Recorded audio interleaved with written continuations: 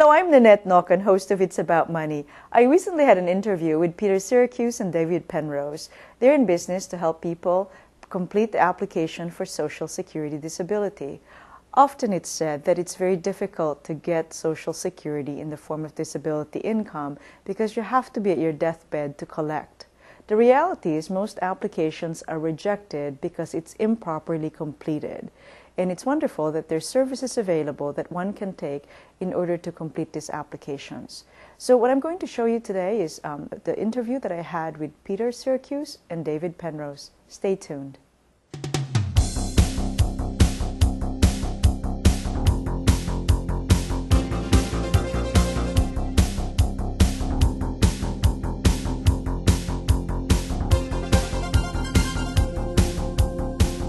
Now, so who is eligible for benefits? Not everybody is. No, basically an individual that is unable to work and they expect to be unable to work for a period of 12 months or more would be eligible to file for benefits. There are two basic programs that Social Security has for disability. There's Social Security Disability, which is known as SSD, and there's also Supplemental Security Income, which is known as SSI.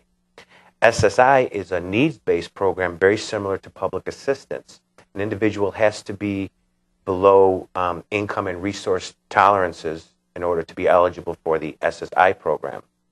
The SSD program is based on the amount of years you've worked and the amount of actual money that you've paid into the Social Security program. So those two types of programs do work together. The medical decisions are the same on both programs. So if you're eligible medically, you would be eligible depending on your situation, conceivably for both programs, depending on the amount of your monthly income and your resource requirements. Do they take into consideration the household income or just the individual's income? They do take into consideration the household income with spouses, and also when children are filing for benefits, they do take into consideration the parent's income and the parent's resources as well. I see. Okay. For just the SSI program, For the SSI, consider the household SSI income portion. Okay. The income is not so much a factor of entitlement for the SSD program. Right. Okay, but the SSI, which is the supplemental Security Income. they would have to take a look at that. But it's Yes. not something that you'd apply. Do you have to apply for that separately, or is it the same? Yes, you apply for that separately. Okay. Usually at the same time, you would apply for both programs. I see. So they use the same supporting documents. They use the same but you supporting just- documents, same medical evidence, and Okay. it's the very same decision. Got it. So it's And important to file. what Peter and I do is when clients call us, we ask them a series of questions, and based on those questions, we can pretty much Determine what else. program they're going to be eligible for, the SSI or the FSD, or possibly both. Okay. Actually, well, talking about that, tell us a little bit more about what you guys do, because you worked at Social Security for a number of years. What do you do? An individual comes to us. Basically, what we do is we handle all the paperwork and we navigate them through the maze of Social Security. Our extensive knowledge of the working programs allow us to develop their case very accurately. A lot of times an individual does not even have to step foot in Social Security after visiting us, because we take the whole process right out of their hands and we control exactly what that open airway again between Social Security and the client. We process we submit the application. We develop with the medical sources to get the documentation. If an individual is denied, a lot of times we're with a person for 3 years because it takes such a long time to get benefits. We fully develop their medical record. We prepare briefs for hearings. We go to hearings with an individual and argue our points with the judges and the agency. I see.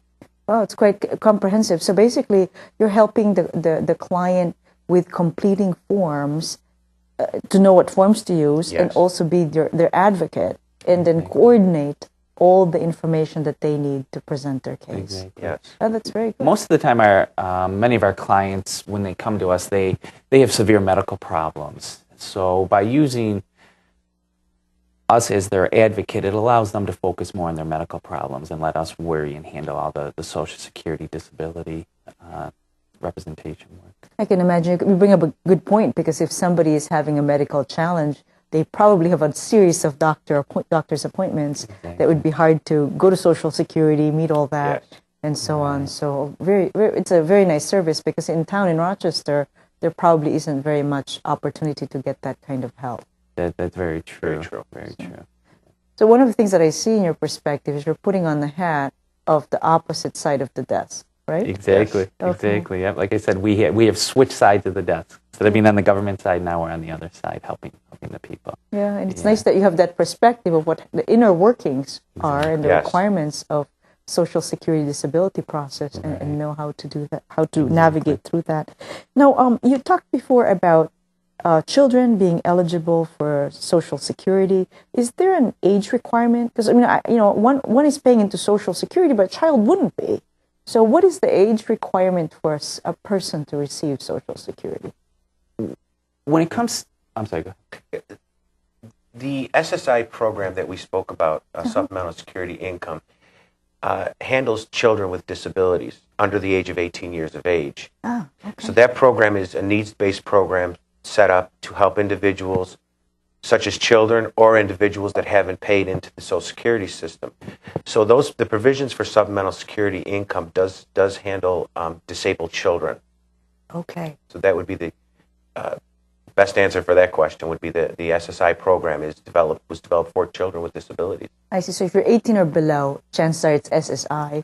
But if you've worked and paid into the Social Security service because you're from wages, then it's a different story. Exactly. Yes. I see. So then there's also that piece where you have certain quarters to be eligible. Can you talk about that a little bit? Yeah. What you're referring to, Nannette, is the SSD program, Social Security Disability. To be eligible for SSD, you have to have worked and paid into the Social Security system for a certain amount of time. If you're over the age of 30, you have to have basically at least 5 years of steady work before the point that you became disabled. I see. Okay. Social Security labels that as what's called quarters of coverage, and you need 20 quarters of coverage out of the last 40, which again amounts to basically 5 years of steady work within the last 10 years before you became disabled. If you're under the age of 30, if you're between 18 and 30, then those requirements are adjusted according to your age, because the government doesn't expect a 21-year-old to have been able to work 5 years of steady work within the last 20. So they adjust it for age until you get to at least 30 years old. Then for anyone between 30 and 66, basically 5 years of steady work within the last 10 years before they became disabled. I see. Thanks for clarifying that, because I always wondered. I do think another point to mention is disability can strike at any point. If an individual does stop working for reasons other than disability, they remain eligible to file for disability if they become disabled within roughly 5 years of stoppage of work. So if an individual retires at an early age of, let's say, 52, 53, some of us are lucky enough to be able to retire at that age, then an individual, if they become disabled within 5 years of stoppage, they still are eligible to file for benefits. I see. So you don't have to be currently working at the time of disability. You don't have to be currently working. Okay. So then what you lose, though, there is if you waited so long, let's say you stopped at 55 and you waited too long to apply, you would have lost out on the year's worth of back income. Exactly. I see. Great. Well, this is so exciting. We're going to take a quick break. And we'll be right back. I'm Nannette Nocon. You say you'd give your right arm to be there for your family? Here's your chance to prove it. Have your blood pressure checked and control it to lower your risk of heart attack and stroke.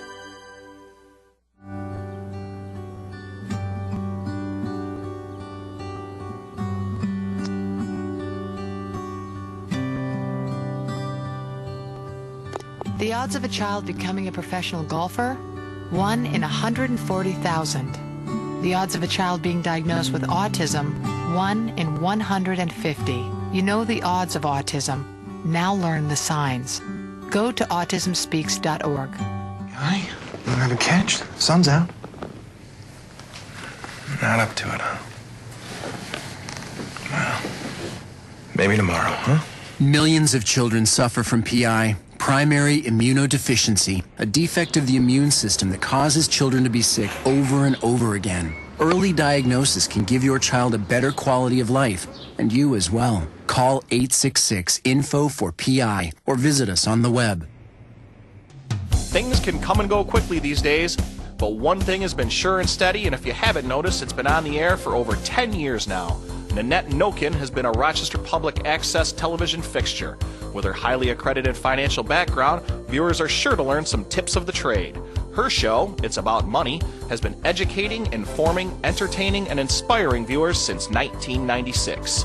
She and her guests have been giving valuable advice on how to invest, spend, and save your hard-earned money. And who's not interested in money? So tune into your public access station for a new monthly episode of It's About Money for Rochester's finest in finance. Is a special interest. Hey, if you got the money, then politicians definitely have the time. Over at the Capitol, they're cutting deals all the time, and the little people get left out. Yeah, we elect them, and then they sell out. Yeah! So, who's watching out for us? The fact is, everyone has a special interest. Don't we all need something from elected officials? My company needed that tax break, or else the plant would have shut down. Our church needed that additional right-of-way for parking. Hey, expanding that scholarship program helped my daughter go to college. That community center gives our kids a safe place to play. Whether it's a special interest depends on your point of view. Hey, we're all special. American democracy. It's in our best interest. Learn how you can help make American democracy stronger. Log on to www.representativedemocracy.org.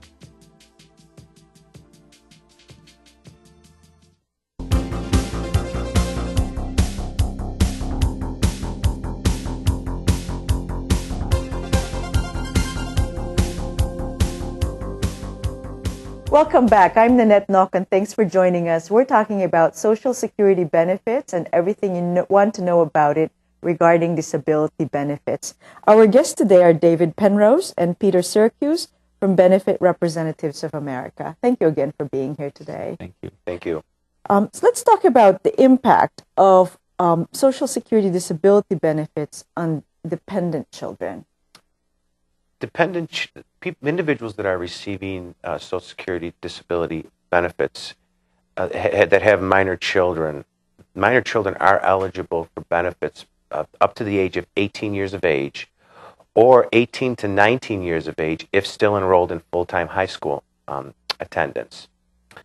The second benefit that individuals or people are eligible for children are if the child is disabled. If a child is disabled and found to be disabled before the age of 22, they could conceivably receive Social Security benefits from their parents' records for the rest of their life.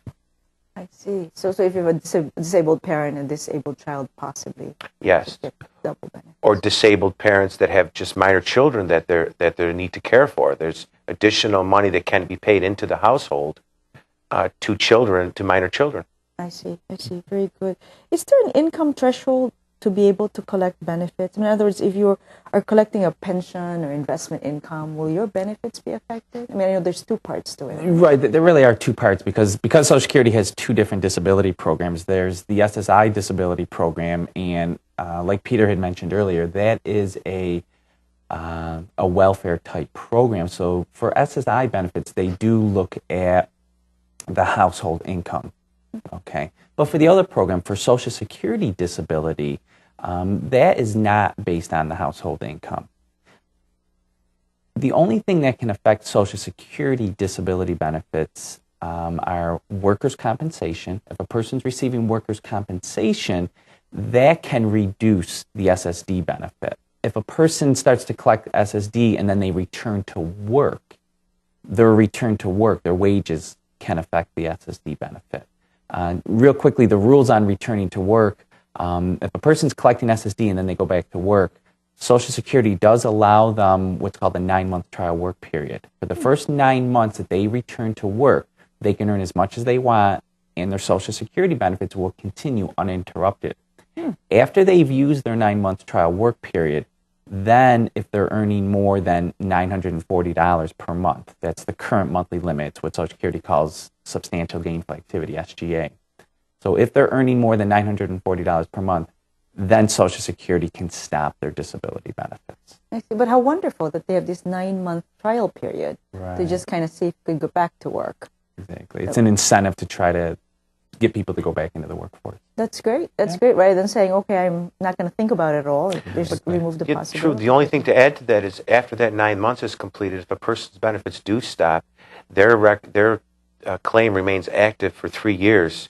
If they have a relapse and can't work again, their benefits can be started up immediately, not having to file another claim again. I see. But then if they work part-time and earned in 2008 less than $940 a month, they could still collect their benefits. Correct. Okay. Correct. It would have no effect on their benefits. No effect on their benefits. Okay, if they're so under 940. Yeah, so if someone can manage to work 1 or 2 days a week or just a few hours in a day, so it's a great incentive so that, many times the benefits may not be adequate to support the the income needs of the family. Exactly. And that's a good point that you make, that the benefits may not be adequate. Social Security was really meant to replace just a portion of one's income if they become disabled. It's really meant to replace approximately 40% of their income when they become disabled. A lot of times people have other types of benefits that they rely on as well, private disability benefits or long-term disability benefits. Yeah, it's a very important point. As a financial advisor, I always tell people, make sure you have your own private coverage, because our biggest wealth is our ability to make a living. And if we can't make a living, obviously the younger we are, the more meaningful that is.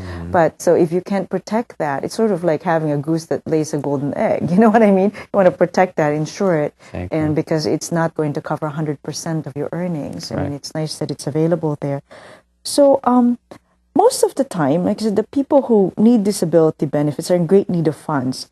How do they manage to pay for services like yours? I mean, one could pick up the phone and call Social Security. The trouble with that is there's challenges with navigating through that challenge. So then come people like you who can help them out. But then how do they manage to pay for that? I mean, usually they don't have any money. Right? Exactly. And that's a very common question. And I think sometimes people feel awkward asking that question, but we have no problem explaining how we're compensated. One of the reasons Peter and I have been so successful since we left Social Security is because we take the majority of our cases on a contingency basis. Usually when we are successful in getting a person approved for Social Security benefits, there's a retroactive payment that is due to the client. And our fee is based on that retroactive payment. Our fee is 25% of the retroactive payment that we're able to secure for somebody, with a maximum allowable fee of $5,300. Now, that $5,300 limit, that is imposed by Social Security. That's what Social Security says we're allowed to charge. We didn't just make up that figure. That's a government rule. And another thing about our fees are completely regulated by the Social Security Administration. What I mean by that is, in every case that we work on, we have to submit paperwork to Social Security, and they have the final say of whether our fee can be charged or not. So if we represent somebody in front of an administrative law judge, the judge has the final say about our fee. I see. Okay. And I mentioned earlier that we take cases on a contingency basis, which again really means two things. It means we don't ask people for any money up front. So if a client comes to us and we agree to take their case, they don't have to give us money up front. And we only receive a fee if we're successful in securing them Social Security benefits. So if we represent them, we go through the process, and we go through the appeal, and we're not successful, then we don't collect the fee. They don't owe us a fee. So it's a risk you take. So if you take on a case that has a poor chance of receiving benefits, then it's really to your disadvantage. So you have to really be upfront with the client. Very upfront. Yeah. And Peter are very honest with our clients. When we speak to a client, if we feel they don't have a strong case, we will let them know. And that's good, because then instead of somebody having false hopes, Exactly. So that's interesting. I didn't realize that it's a regulated business in that regard. It is regulated. Peter and I are certified by the Social Security Administration to do this representation work. We're certified for what's called direct payment. Peter and I had to go through an extensive process, which culminated in an examination that Peter and I both passed and actually did very well on. And now we are certified with Social Security for what's called direct payment of our fees. I see. Very nice. It's good. So there's a regulation, and it's not like, well, we'll just get into this business because there's enough people who may not know what they're doing. And it's great. It's great that there's a check and balance, and it's wonderful that there's help, because the other alternative is for people to give up. Because do people who work at Social Security office allowed to help an applicant navigate through that process? I mean, are they allowed to do that? They are allowed to help within limits. I see. Many times, a person that works at Social Security has a relative that needs to file. That the individual would not be allowed. The Social Security employee would not be allowed to help that individual in the office or processing the claim. They can, however, help them with the paperwork when they're home and that type of help. They definitely can do. But Social Security is very strict on their employees helping and having access to relatives' records. I see. Well, it makes sense. The problem with the local Social Security offices is that they're overburdened with work. Most of the people that work here locally in the Social Security offices are very dedicated employees, and they do a fantastic job. But because they have so much work, they can only spend so much time with each individual on each case. So they're not able to necessarily give that really one-on-one attention that cases need. Although they would like to be able to, but just because of the amount of work that they have, they're just not able to do that. And if they're prepared, if the applicants are prepared and has all the documentation, they probably don't have to go through the process over and over again. I'd imagine that they'd have to go through, I mean, if an application's turned down because it's incomplete, the processor at Social Security would have to go through that process so many times to help out, right? It's true. Social Security probably spends an average of an hour with a disability claimant. When a disability claimant comes to us, we spend several hours with that individual. That gives us a better knowledge and understanding of where their limitations lie and how their disability affects their work. So the quality of information that we then present to Social Security is a higher quality information than if an individual has to apply for themselves. I see. Well, that makes a lot of sense. I mean, time is required to get some things done. You could be brilliant, but it's hard to squeeze it all in one spot. Right. Now, what got you motivated to start this business? That's a really good question. Peter and I happen to be first cousins. So we've known each other all our lives. And ever since we were children, we always had a dream of owning our own business. Peter and I have an entrepreneurial spirit that really helped to push us into leaving our government jobs and starting our own business. But what really was the final fire that really made us do this was back in 2006, we lost a very dear friend of ours to cancer, and he was a young individual. He worked at Social Security. And he worked at Social Security as well. And that made us step back and really take a look at our lives and what we were doing, where we were going, and helped us to really focus on what we wanted to do to fulfill our dreams. So that kind of helped to push us in this direction. And basically, we're fulfilling our lifelong dreams of having our own business and being entrepreneurs. And it's been very gratifying, not only to be our own bosses and have our own business, but to help people. That's the most gratifying thing. Very gratifying. Sure, you don't get a paycheck for it. It's not. You can't put a price tag on that sense of satisfaction in helping somebody out.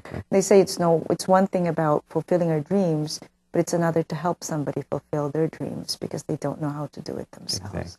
So that's beautiful. That's really great. Now, what challenges do you face?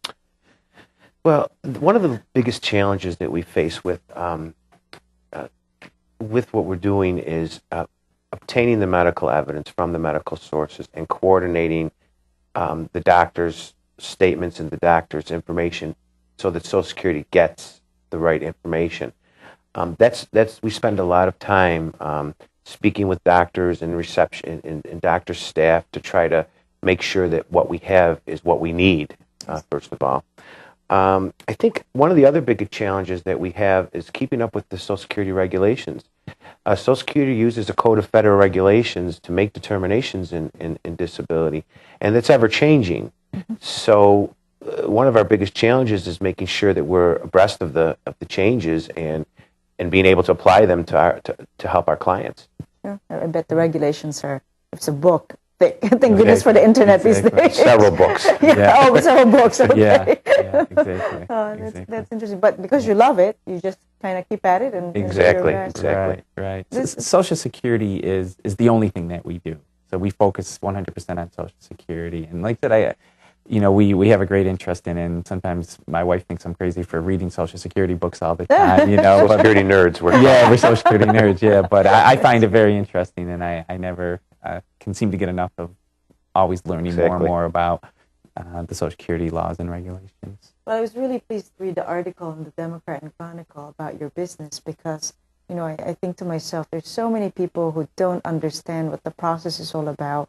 Like I mentioned at the beginning of our show, the saying is that you have to be practically your deathbed to collect Social Security, and you've clarified that for us. It's really a matter of navigating through the application process and then having an advocate work for the applicant. So this has been a very, very good program. I wish we had more time to talk. Thank you for allowing us the chance to speak with you. Oh, you're welcome, Peter and David. Thank you very much. Thank you. And thank you for joining us today. I'm Nannette Nocon. This is About Money. Our guests today were Peter Siracuse and David Penrose. Thank you for joining us. Until next time, I'm Nannette Nocon.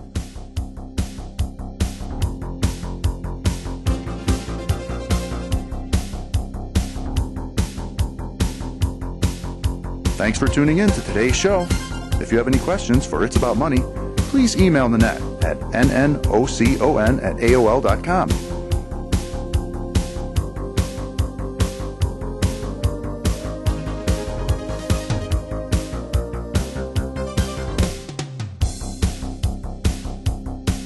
This program was produced through Penfield Community Television in Penfield, New York.